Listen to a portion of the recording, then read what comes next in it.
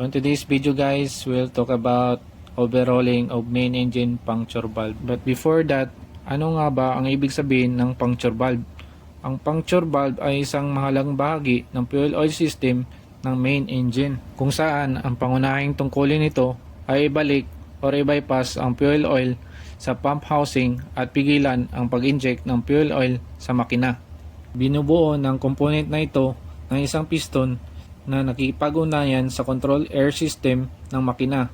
Kapag na-activate ang shutdown system o kapag nasa stop position, tinutulak ng compressed air ang piston pababa na nagre-resulta sa hindi pagdaloy ng fuel oil sa injection valve at pag-direct o pag-circulate ng fuel oil pabalik sa pump.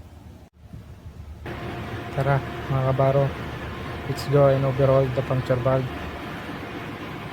But before any work to begin, siguraduhin muna na naka-isolate ang system. In our case, pinara ko muna ang main engine circulating pump and booster pump. Total nasa ECA area at diesel naman ang kinukonsumo ng makina. Sabay lagay na rin ng mga warning signs para aware ang ating mga kasamahan. Alright. Next step is to isolate ang control air system ng puncture valve. Be reminded lang mga kabaro, iba't ibang senaryo sa barko. Iba't iba rin ang pamaraan ng pag-isolate. In our case, diesel oil yung kinukonsumo ng makina namin at this moment. Kung sakaling naka-fuel oil system naman ang kinukonsumo ng makina, pwede rin ito ang gawin nyo. Tanggalin lang ang connection ng hangin at i-blind ito. Next step natin guys is to remove the puncture valve. So in our case, medyo mahirap yung position ng pagtanggal ng puncture valve. Hindi natin may plaster ng maayos yung spanner. Siyempre, Pinoy tayo, marami tayong nalamang kalukuhan dahil diskarte pala. Yun, sa wakas gumalaw din.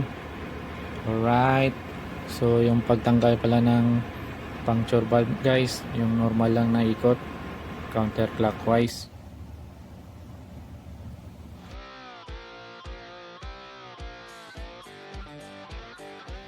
Ayun, sa wakas natanggal na rin yung puncture valve. Pagkatapos ma-remove yung puncture valve, next step is to remove the suction valve.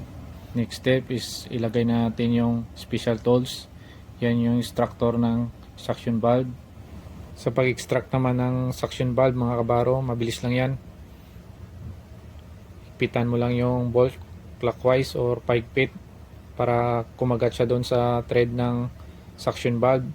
Saka sabay higpit ng nut para umakyat yung suction valve. Ayun, tanggal na.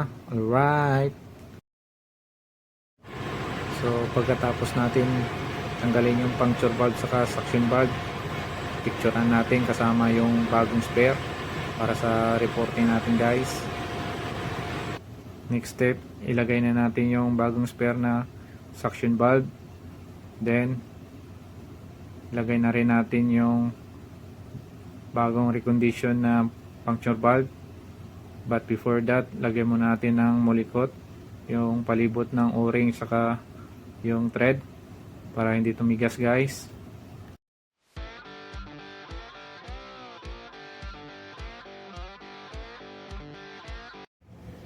Sabay higpit ng spanner saka kunting pokpok ng martilyo unitor.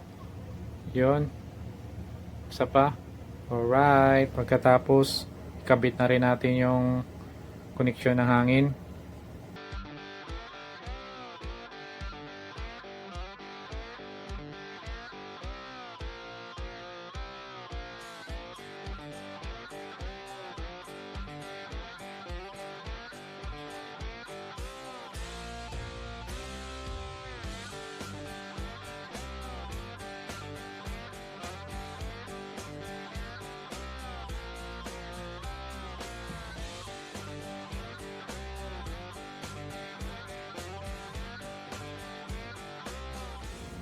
Last thing to do guys, huwag kalimutan na ibalik sa normal yung control air system natin para gumana yung puncture valve.